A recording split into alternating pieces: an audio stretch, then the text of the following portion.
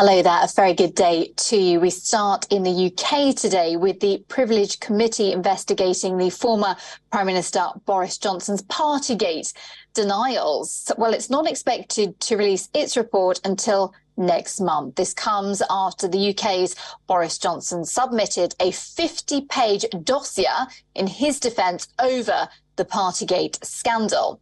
Well, according to British media, Johnson will also be given 2 weeks to review the report.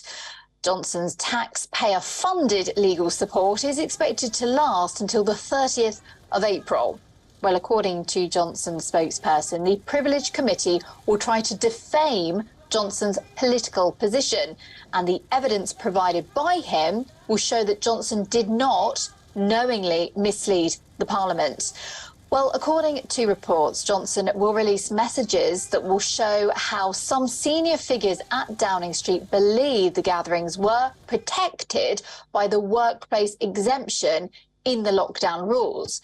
The investigation panel is chaired by Labour Party member Harriet Harman. The panel will decide whether Johnson is guilty of contempt of Parliament and will recommend an applicable penalty for him. Well, some of his allies have heavily criticised the committee. However, Downing Street defended the cross-party committee.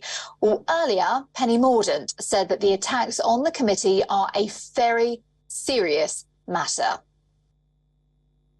Well, for more, let's get the detail from our correspondent here in the capital. It's Alex Isaac for us. Good to see you, Alex, as always. So, what chance do you think Boris has of convincing the panel that he really didn't know that these were indeed parties or that they were happening in Downing Street where he was living at the time? Well, that's an interesting question, and one I think all of us are waiting to hear his defence on this line. He has been adamant since the beginning that he just didn't know that what he was doing was wrong. Obviously, he has been fined by the police a number of times for those lockdowns during COVID pandemic, but he doesn't believe that it was against what he was saying in Parliament, and he has been pushing through to really put the blame on the committee and those in the investigation, including Sue Gray. Not just him, but also some of his party members. Obviously, Jacob Rees-Mogg has been very vocal, calling it a witch hunt, saying that it was biased, and saying it was a kangaroo court. So there seems to be a lot of blame specifically thrown at the inquiry into this committee to already kind of put those boundaries out there for people to suggest that it's not all about Boris Johnson, it's also about those behind the scenes and what did they want and all this conspiracy that's coming out. But we are really looking to find out what is in that 50-page document. We understand that Boris Johnson and his team really want that to be published as soon as possible. But the committee are currently going through it with their lawyers to redact any statements that can't be seen by the public, which would probably include some of those specifics that happened during the COVID pandemic. But whether or not he can persuade anybody, that's one thing that we're going to be finding out, because obviously there was that interim report earlier a couple of months back which suggested that he should have known, and he should have known better, but he has been adamant and he is going forward with that fact that he definitely did nothing wrong. OK, and what about support and popularity? Because the latest poll suggests that the Conservative Party have narrowed the lead on an opinion poll. What are the issues that have helped the Conservative Party then, do you think, if this poll is indeed to be believed?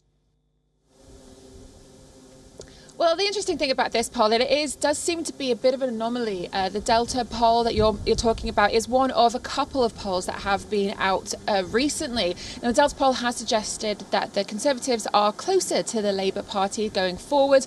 The huge gap that we saw in the last couple of months has lessened. They're suggesting it could possibly be because people are looking to Rishi Sunak now as a leader, as the Prime Minister, and they are seeing less of what Keir Starmer and the Labour Party are putting out there. But let's not forget that this is just one poll, and there are others out there as well at the moment. There's another that suggests that Keir Starmer, although hasn't gained any popularity Rishi Sunak and the Conservative parties have still dropped a point.